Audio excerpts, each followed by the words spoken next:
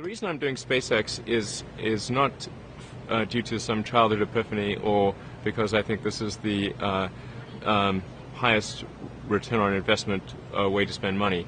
I think starting a rocket company is an unusual thing to do and pretty risky. But I'm a big believer in us becoming a space-sparing civilization and ultimately extending life beyond Earth. When I was in college, I tried to think, what are the really big problems that face the world, that which will most affect the future of humanity? And the three that I thought were the most important were the internet, transition to a sustainable energy economy, and the third was space exploration, in particular making life multiplanetary. And I didn't really think I'd have anything to do with the third one because that seemed like the province of governments largely or entirely. I wasn't sure how I could get involved in sustainable energy.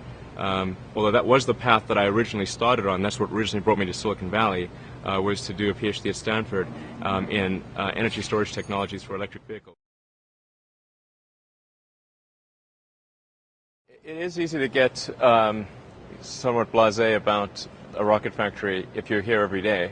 But it's true what you say. I mean, this really is a rocket factory, and you're walking around, and that's a rocket engine, and that's a stage that's going to go to orbit, and that's a spacecraft that's going to carry people to the space station, and one thing after another. And these are actually pretty remarkable things.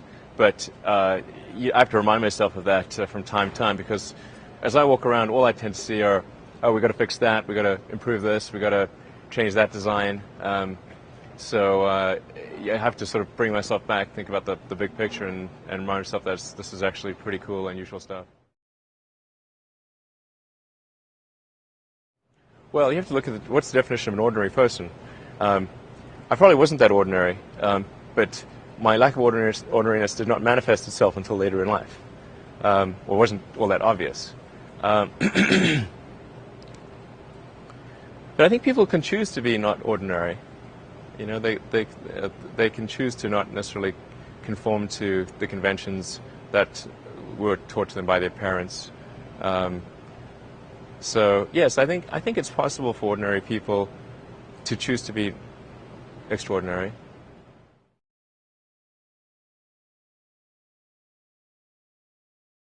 Well, I think it's really a mindset. You have to decide, we're going to try to do things differently.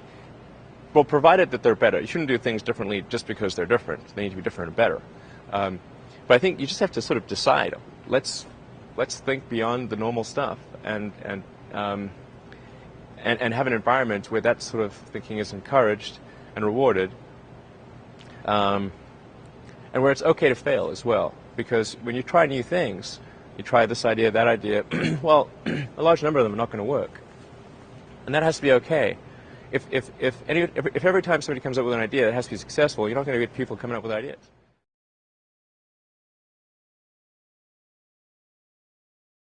Well, I try to make it a really fun place to work, really enjoyable, and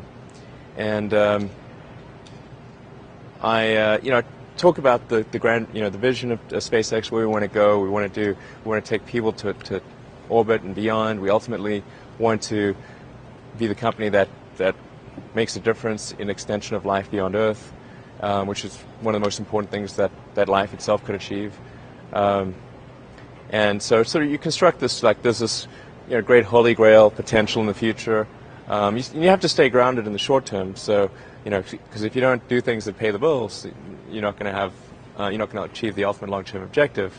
But it's nice to have that sort of holy grail long-term potential out there as an inspiration for coming to work. So yeah, I mean, you're motivated to make money, and you want to make money, but are you motivated beyond just profit motive and racking up dollars? And yeah, no, I'm a volunteer. I mean, I don't need the money. There's nothing. It's not like I'm sitting here saying, I wish I could buy such and such a thing. I could buy it. I get paid minimum wage, actually. I don't even get overtime. But not being motivated personally by money is not the same as saying that I think SpaceX shouldn't make money. In fact, it's very important that SpaceX is profitable, or we will not be able to earn the money necessary to continue future developments, because the company's at a scale right now where I can't afford to just personally fund it and not get any, and not, if we don't generate any revenue. We have to sort of earn our keep because we're a pretty big company right now. I think it's worth noting that when somebody has a breakthrough innovation, it is rarely one little thing. Very rarely is it one little thing. It's usually a whole bunch of things that collectively amount to a huge innovation.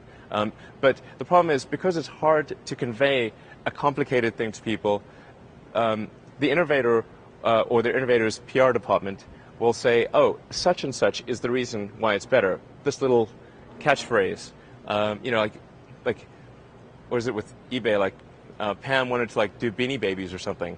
I mean, really, that's not the basis for eBay, but that was like the PR department. Yeah, the Pez dispenser. The Pez dispenser, that's right. I mean, yeah, that's not even a true story, is it? It's like something the PR department made up. So, really, it's innovation is a collection of complex things that are usually difficult to convey. So there's some soundbite that's given. Why is Southwest Airlines the most profitable airline in the whole business? It's not because it's not just because they use 737s. Okay, I mean, if that was that easy, everyone could do it.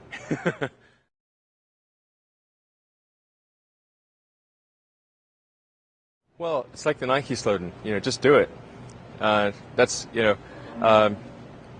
just showing up is half the battle. Just you got to try hard to do it, and don't be afraid of failure. You also need to be rooted in reality. So you shouldn't. It's easy to get high in your own supply, as Scarface said. You've got to not be afraid to innovate, but also don't delude yourself into thinking something's working when it's not, or you're going to get fixated on a bad solution.